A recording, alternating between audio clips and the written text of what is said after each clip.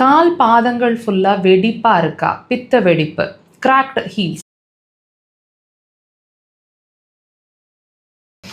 இந்த பாத வெடிப்பு சிலருக்கு மைல்டாக இருக்கும், சிலருக்கு ரொம்ப அக்ரெசிவாக இருக்கும்.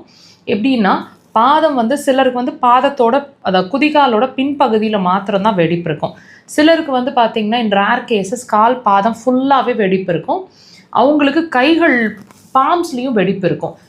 இந்த அளவுக்கு வெடிப்பு இருந்துச்சுன்னா கண்டிப்பாக ரொம்ப பெயின்ஃபுல்லாகவும், சில கண்டிஷன்ஸில் சில நேரங்களில் பிளட்டு ஊஸ் அவுட் ஆகிற மாதிரியும் இருக்கும்.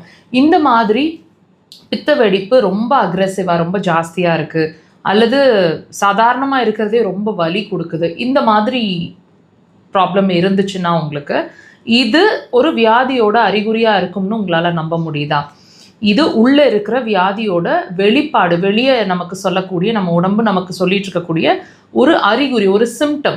எதோட அறிகுறின்னு கேட்டிங்கன்னா நல்லா கவனிங்க. இந்த வெடிப்பவே நம்ம என்னன்னு சொல்லுவோம், பித்த வெடிப்புன்னு தான் சொல்லுவோம். ஸோ பித்தம் சார்ந்த, அதாவது கால் பிளாடர் சார்ந்த பிரச்சனைகள் கண்டிப்பாக உங்களுக்கு இருக்கும். இந்த ரொம்ப அக்ரெசிவாக இருக்குது அல்லது மைல்டாக இருக்குன்னா அதுக்கு தகுந்த மாதிரி உங்களோட சிம்டம்ஸும் மாறுபடும். இப்போ ரொம்ப அக்ரெசிவாக இருக்குது அப்படின்னா கண்டிப்பாக நீங்கள் தூக்கம் அப்படிங்கிற ஒரு விஷயம் டெஃபினட்டாக 100 இல்லைங்க 200% தூக்கம் டிஸ்டர்ப் ஆகிட்ருப்பீங்க. அல்லது டைஜஷன் அப்படிங்கிற ஒரு விஷயம் கண்டிப்பாக பாதிச்சிட்ருக்கோம். எது கழிக்கிறது, நெஞ்சு கரிக்கிறது, இன்டைஜஷன், புளிச்ச ஏப்பங்கள் மாதிரி இருக்கிறது, தொண்டை மட்டும் எரியறது, காரமோ புளியோ சுத்தமாக சேர்த்திக்க முடியல, சேர்த்துனாலே டைஜஷன் பிரச்சனை ஆகிடுது, தூக்கம் நைட்டில் வரமாட்டேங்குது. பர்டிகுலராக சிலர் சொல்லுவாங்க நான்வெஜ் சாப்பிட்டாலே தூக்கம் டிஸ்டர்ப் ஆகிடுது நைட்டில், அல்லது நைட்டு உணவை எடுத்துக்கிட்டாலே தூக்கம் வர மாட்டேங்குது. இந்த மாதிரி விஷயங்களை வாட்ச் பண்ணியிருப்பீங்க. இது வரைக்கும் வாட்ச் பண்ணலைன்னா கண்டிப்பாக இதுக்கும் அதுக்கும் சம்மந்தம் இருக்குது, வாட்ச் பண்ணி பாருங்கள்.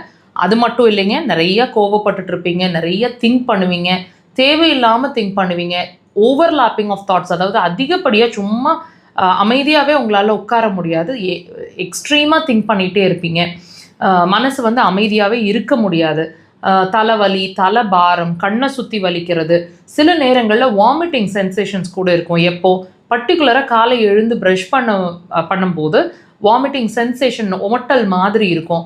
சில நேரங்களில் சாப்பிட்ற நேரம் கடந்து போச்சுன்னா நாசியா, வாமிட்டிங் சென்சேஷன்ஸ் இருக்கும், வயிறு பெரட்டுற மாதிரி இருக்கும். அப்போ ரொம்ப கோவம் வரும். அந்த சாப்பிட்ற நேரம் தவறி போச்சுன்னா ரொம்ப டென்ஷன் ஆகிட்டு இருப்பீங்க, கோவம் வரும். இந்த மாதிரி விஷயங்கள்லாம் இருக்கும். சிலருக்கு வெரிகோஸ் வெயின் இருக்கலாம், அல்லது சியாட்டிகா பெயின் இருக்கலாம். ஸோ தயவு செய்து இதெல்லாம் நீங்கள் வாட்ச் பண்ணியிருக்கீங்க அப்படின்னா ட்ரீட்மெண்ட்டை உடனே ஸ்டார்ட் பண்ணுங்கள். இந்த பித்த வெடிப்புங்கிறது ஒரு அறிகுறி தான் உங்களோட பித்தப்பை சார்ந்த பிரச்சனை இருக்குது அப்படின்றதுக்காக. So treatment